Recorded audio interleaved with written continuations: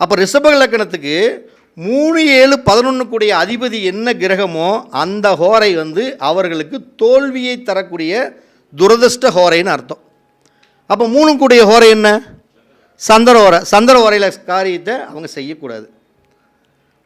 7 கூடிய ஹோரை யார்? செவ்வாய் ஹோரையை பயன்படுத்தக்கூடாது. 11 கூடியவர் யார்?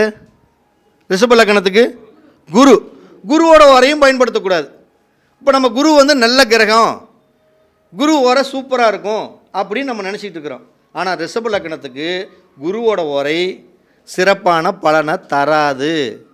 புரியுதா நான் பேசுகிறதுங்க? ஏதோ என்னமோ பேசிகிட்டு இருக்கிறேன்னு நினச்சிட்டு இருக்கிறீங்க. ஆனால் மேட்ரு இதுதான், மேட்ரு வித்தியாசமான மேட்ரு.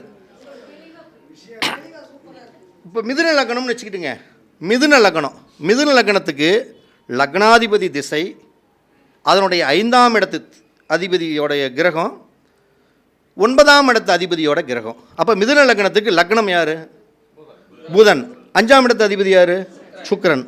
அடுத்தது 9ஆம் இடத்து அதிபதி யார் மிதுன லக்கணத்துக்கு? சனி. அப்போ இதில் மிதுன லக்கணத்துக்காரங்களுக்கு சுக்கிரனை எடுத்தோம்னா 5, 12 கூடையவர், புதனை எடுத்தோம்னா 1, 4 கூடையவர், சனியை எடுத்தோம்னா 8, 9 கூடையவர். 8ஆம் இடம்னாவே பிரச்சனையா? அப்போ மிதுன லக்கணத்துக்காரங்க சுக்கிர ஓரையை பயன்படுத்துவதை காட்டிலும் புதனுடைய ஓரையை பயன்படுத்தினால் மிகப்பெரிய யோகம். சனியோட ஓரையை பொதுவாகவே பயன்படுத்த போகிறதில்ல. நம்ம பொதுவாக புதன், குரு, சுக்கிரன், சந்திரன் இதெல்லாம் சுப ஓரை நல்லா இருக்குன்னு நம்ம நினச்சிக்கிட்டு இருக்கிறோம். ஆனால் மிதுன லக்கணத்துக்காரங்களுக்கு சுக்கிரன் ஓரையை விட, ஏன்னா சுக்கிரன் ஓரை 5 கூடையவன் தான், நல்லவன் தான், ஆனால் அவர் 12க்கும் சொந்தக்காரர் ஒரே காரணத்தினால 2வது தரப்பில் தான் நீங்கள் சுக்கிரனை எடுத்துக்கணுமே தவிர, முதல் தரப்பில் மிதுன லக்கணத்திற்கு சுபத்தை கொடுக்கக்கூடிய ஹோரை அப்படின்னா அது புதனுடைய ஹோரை மட்டுமே சிறப்பான பலன்களை கொடுக்கும்.